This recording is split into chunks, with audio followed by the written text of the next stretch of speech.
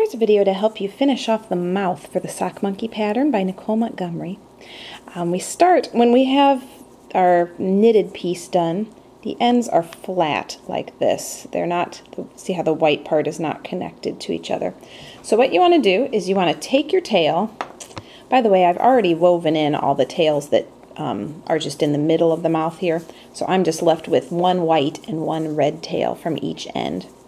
So what you're going to do is put your yarn on a yarn needle, and you're going to go from this end and you want to attach it to this white end. So I'm going to thread my yarn through the last stitch on the bottom piece here.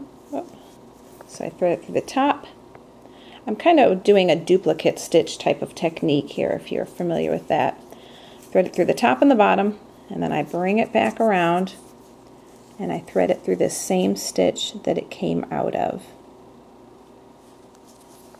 And that helps to round off the end. See that? Round off the end and close up the mouth so that it's going to turn into a three-dimensional oval. You can see I've already finished off this side, and that's what it should look like when it's finished here. Okay, so after I do that, I'm going to turn it to the back, and I'm just going to use my yarn needle to go alternating sides. I go through one stitch on the top, one stitch on the bottom, and I do that about 2 or 3 times.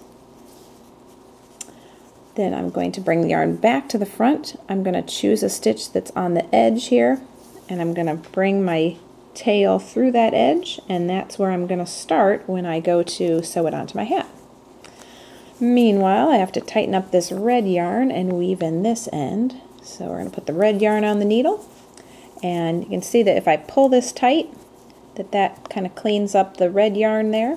And all I need to do is weave that in. I do that after the white yarn because every once in a while I'll have a little defect on the end there where I need to either use duplicate stitch or I need to use the yarn on the back side to kind of tighten up the stitches from the front side. So it seems to work better if I do the white yarn first and then the red yarn.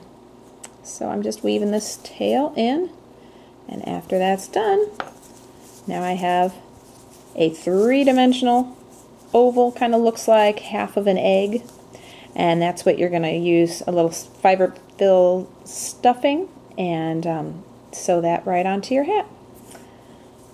Good luck!